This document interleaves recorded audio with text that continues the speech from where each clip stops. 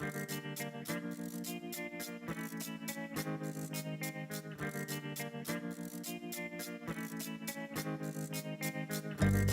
this is Michael Emery. Thanks for tuning into the Slow Baja. This podcast is powered by Tequila Fortaleza, handmade in small batches, and hands down, my favorite tequila. Hey, I want to tell you about your new must-have accessory for your next Baja trip. Benchmark Maps has released a beautiful, beautiful Baja California Road and Recreation Atlas. It's a 72-page large format book of detailed maps and recreation guides that makes the perfect planning tool for exploring Baja. Pick yours up at benchmarkmaps.com. All right. Well, I can hear me. So this is a podcast machine? This is where the podcast sausage gets made. Hey, it's Friday, Fortaleza Friday. I'm in San Felipe, and this guy pulled up next to me at a stop sign and said, "Hey, Slow Baja. I'm Matt Frick from Camp4Lo." And here we are. We've had some tacos. This fine gentleman bought me a couple of Al Pastor tacos. He probably doesn't even know that's my favorite. And now we're sitting down to do a little quick talk. We've got the music turned down. We've got dogs barking. And Matt Frick, Camp4Lo Fiesta Expeditions. Say hello. Hello. Well, let's talk. You and I, we've had our paths have crossed in Baja. We're about the same age. We worked for the same company in the 80s. No wonder you look familiar. Yeah. That was weird when you said Trackside. I went, what? Yeah. Yeah. Just thinking about. Sorry, I'm moving some cords here as we talk, holding on to my cans underneath my pith helmet, and I can't believe that you and I worked for the same company in the same time frame. And I looked at you and I'm like, no, he just looks like my high school buddy. Right. That's why you look so familiar. Well, anyways, enough about that. Tell me about Camp4Lo. You got your dog with you that you found on Compadre Trail? She's Wondering what's up? She's a puppy, so she's not too smart. Or too smart, for that matter. No, we guide people to Baja on off-road tours, excursions. We do overlanding, rock crawling, fast stuff, private tours, and our signature event is the 4Lo Fiesta in San Felipe in October. And what are the dates for this year, for 2021? October 21st through the 24th. So right after the Nora 500, you can just spend the entire month of October hanging around in Baja and doing fun stuff. Like you can do safari class with me in Slow Baja, and then you can go over and do the fiesta with you and maybe spend a couple of weeks or a week in between. Wow. So you've made the move down here. You're here full time. Yeah. Tell me about that. Man, it's good. It's simple. It's cheap. And there's a lot of things you give up, but there's a lot of things you gain, like low blood pressure. Yeah. And, that low-stress lifestyle is more and more important as you and I are in our middle 50s. Finding those ways to just take a big exhale is maybe much more important than daily mail service that's reliable. Absolutely. Absolutely. Yeah, I can't get mail, but I can get sunsets and on the beach, and it's good for the soul. How did you decide? You were a Southern California guy. How did you decide where you're going to live and how you're going to do it?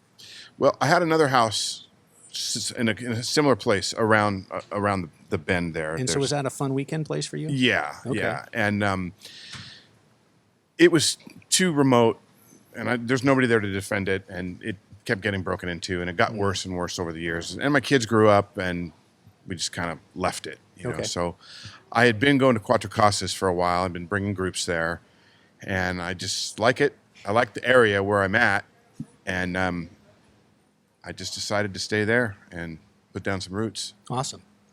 So can you give me like a short version of how that happens for a expat to come and do you rent a place long term? Yeah, they say don't build on rented land, but that's kind of what you got to do here. Right, exactly. You got to know who you're renting from. You got to have a relationship with these people, and it could still turn. You never know. You don't invest any more than you're willing to walk away from. Okay. All right. And getting back to Camp4Lo, pre-COVID, there's a thing going on. You were guiding people down here. People were having fun. I saw the pictures on the internet. We were. It looked like a damn good time. We were really on an uphill swing, and then COVID, and it just put a pause on everything. Right. Well, it's all coming back, hopefully. Yeah, I've got a trip in a week. I've got a private trip. I've got 4 private trips lined up between now and September.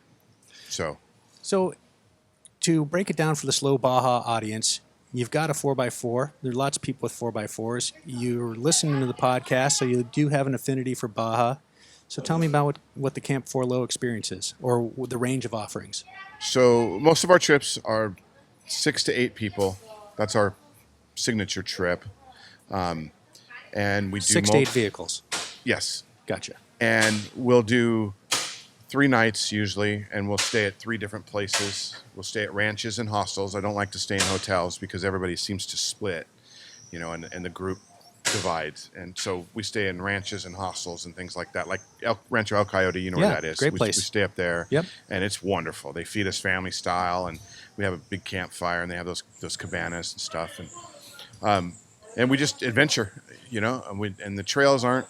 They're low to medium range trails, nothing super hard, but we do have some challenges for those guys that want to do some things. So a local in a Datsun B210 with 3 bald tires down on 1 cylinder, he could let the air out and motor right through those, right around all those Raptor guys. If he's a Mexican, yes. Yes, just saying.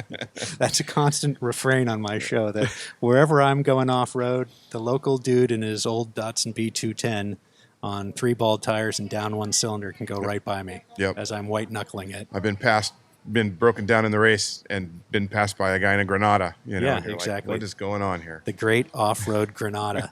I think all the Granadas in the world are down here. I think so. Yeah. All right, so you take groups, and how does we were talking a little bit over tacos about the next one, because you told me you had 45 vehicles. Oh, our Fiesta, the 4Lo Fiesta. Yeah, so the next one coming up, people are going to have some choices about what kind of route they're going to run. You're going to break it down into 3 groups, and then you're going to all bivouac at bivouac. Is that the right word? Bivouac. Yes, that's a word I don't use very often. You're all going to get together at night for the Fiesta. Yes, and we'll have 3 separate runs. One is the overland run, and that's just real mellow. And then it's like what we've been doing with the Fiesta. And then we're going to have a GP hardcore crawler run, and that's going to be run by Chris Miller of Trail Jeep on Instagram. He's got the Trail de Cima and stuff, and he's got some guys coming. We got some. They got some gnarly dudes coming down. We're going to crawl over some stuff. We're going to break some things. Yeah, good. That should be fun. And then we've got a long travel run for the Raptor boys and the Bronco boys. Get out and have some fun. Yeah, put the hammer down. Yeah, Dave Watts is going to lead that with his Bronco, and they're going to do a run down through all the whoops down Zoo Road and all that stuff. Wow, that's good. So, and then that's at Kiki's. Is that going to end up there? Yes, that's where the party is afterwards, and we've got the hotel across the street. And Kiki's is in San Felipe for you folks who are following along at home.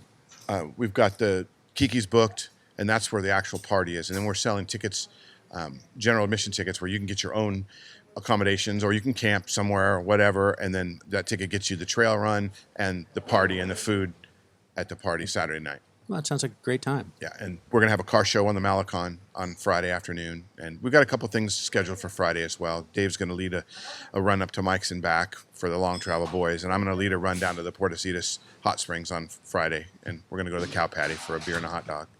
And how much time is on dirt? How much time is on pavement? The Friday run will be mostly pavement. Yeah, that's what I was asking. The Overlander guys. Okay, makes sense. But Saturday is all dirt. It's a 6-hour trip. Perfect. That's what we try and make it take 6 hours. So you get back in time to clean up a little bit, get a cold one in your hand? Yep. And tell me about your Baja journey. How'd you start coming down here? I was 17, and I worked in a Volkswagen shop, and next door was a guy that was a Class 1 racer, and he just came over and asked me if I wanted to go pre-run the Baja 500.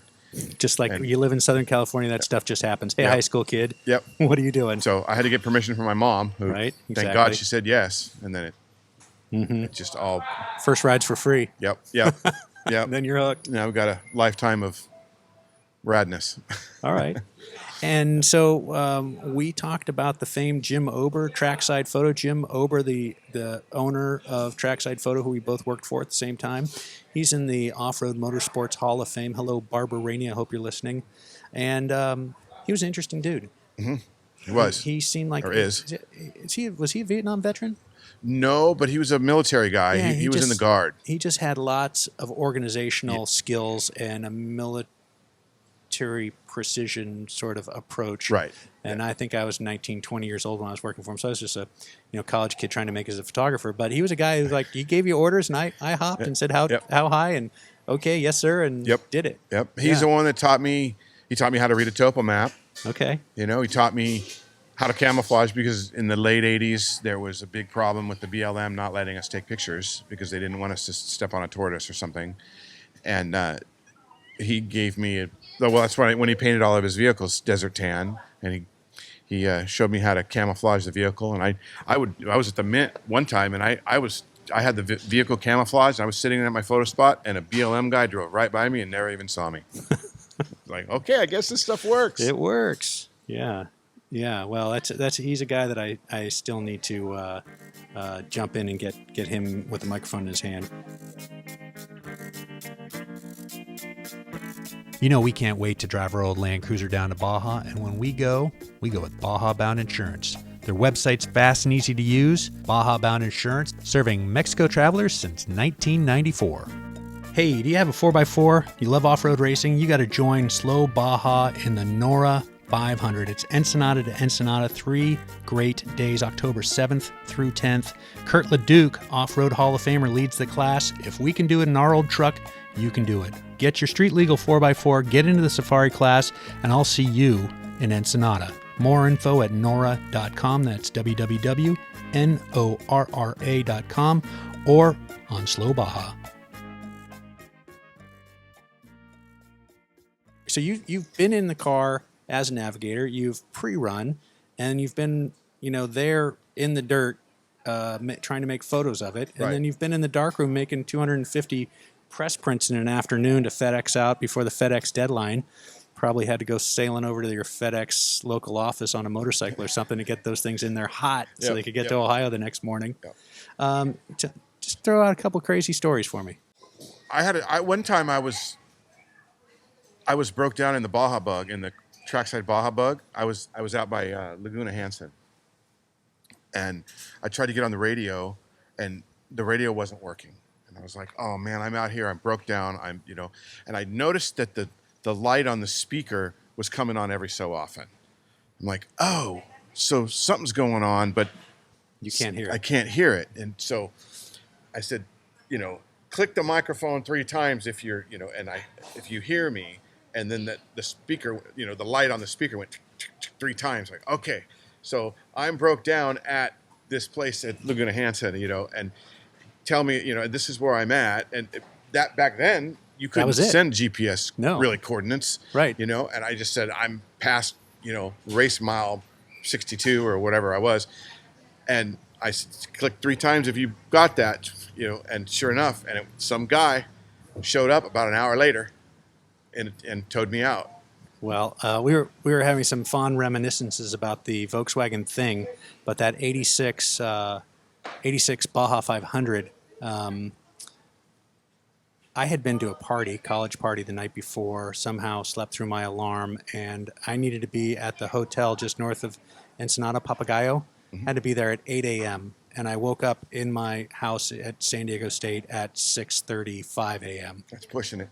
Yeah. So grabbed a jug of water. I'd pre-staged that, and I don't know what, a pack of animal crackers or something, and that was it, and threw it in my Datsun 510 and drove literally flat out from my house down to the border, and had the drive of my life, complete zen, 4-wheel drift through every turn from Tijuana down to Ensenada, and got there, and I just wish I could remember the Trackside staffer's name who looked at me when I got out of the car. He's like, "You all right, dude?" But jumped out of my 510 into the thing, like, no problem. Took my camera bag, and I had this big 600 because I was shooting baseball at the same time for All Sport. And Jim, every time he saw it, said, "What the heck you got that thing for? I told you only need a 135. You got, Anyway, so I'm into the Volkswagen thing, and he just dropped me off 25 miles from nowhere. I mean, it was nothing as far as I could see, not a single person out there, and there's a jump. So he had pre-run it to the extent of he knew there was a jump there. And then I just stood there for the whole day by myself. No radio, no nothing. He said, when that 55 Chevy goes by, start looking for us. We'll be driving along after that thing. That was it then. There's no radio. If something happened to Jim and, he got hit or something, nobody was going to come by and pick me up. It was all him. Yep. And it just, Walker Evans and maybe it was Rod Hall. I'm blanking now, but the racers saw me while I was standing out there, so they'd slow down and not go flying over this jump. So I thought I would lie down with my 600 and, do a stealth photography thing. And Walker was 2 abreast, and I think it was with Rod Hall, and drove over my little camp. So blew up my folding beach chair, blew up my plastic jug of water, and my measly bag of animal crackers from the bulk section of the grocery store, my 79 cents worth of animal crackers. And, you just stay out there the whole day. It wasn't hot, so that was good. And, eventually Jim came by in the old thing, and, I was on to tacos, and everything was okay, My first time shooting for him was the 85 Fireworks 250. And he took me out and gave me a camera bag. I hadn't even ever taken pictures before. And he kind of gave me the crash course and what to do, and dumped me off and said, yeah, when you see this class, it was like the 9 class or something, I'll be back along. And I always just like clockwork, there he was. I always thought, because I was really trying to make it as a photographer and a sports photographer, and I loved auto racing and had done auto racing photography in high school for Sears Point Raceway. And I always thought, had Jim been able to train a chimpanzee with a motor drive, that's what he would have done. He would have had a fleet. It would have been his shtick. He would have had a fleet of trained chimpanzees with Nikon EMs with motor drives that they get 3 races and he throws them away. Yep. Yeah, we used to shoot with a dual camera bracket. Did you? Exactly. Yeah. The color and black and white dual camera bracket. Yep. Yeah. Yep. No, he kind of left me alone for just do my thing. I had my own gear and all that. But yes, I saw the dual camera brackets and the guys all had them. But yeah, all right. Well, Matt, I told you I was going to get 15 minutes out of you. We're a little bit past that. But if people want to find out about Camp4Lo, if they want to get in on the October event, give me the deets. Camp4Lo.com. Okay. Instagram, Facebook, Camp4Lo, Instagram, all the socials. Yeah, you're there. Our website has the details. We're selling out. It's getting down to the wire. Yeah, it's happening. So people need to act. They need to act if they want to get in. I'll get this. I'll get this podcast up quick. And if people want to get in touch with you, it's straight through the messaging, direct message. You're the guy behind the web on all that stuff. Yep. Info at camp4lo.com. Terrific. We'll get you there. Well, funny to run into you. Yeah, it was awesome. All right. Well, thanks for spending a few minutes with Slow Baja, and I appreciate the tacos. Right. Thanks. All right. Cheers. Slow Baja's wardrobe is provided by Taylor Stitch. Responsibly built for the long haul, Taylor Stitch makes clothes that wear in, not out. Wherever your adventure takes you, Taylor Stitch has you covered. Check them out at taylorstitch.com. Hey, you guys know what to do. Please help us by subscribing, sharing, rating, all that stuff. And if you missed anything, you can find the links in the show notes at slowbaja.com. I'll be back before you know it. And if you want to receive notices on new episodes, please follow Slow Baja on Instagram, Twitter, and Facebook for you old folks.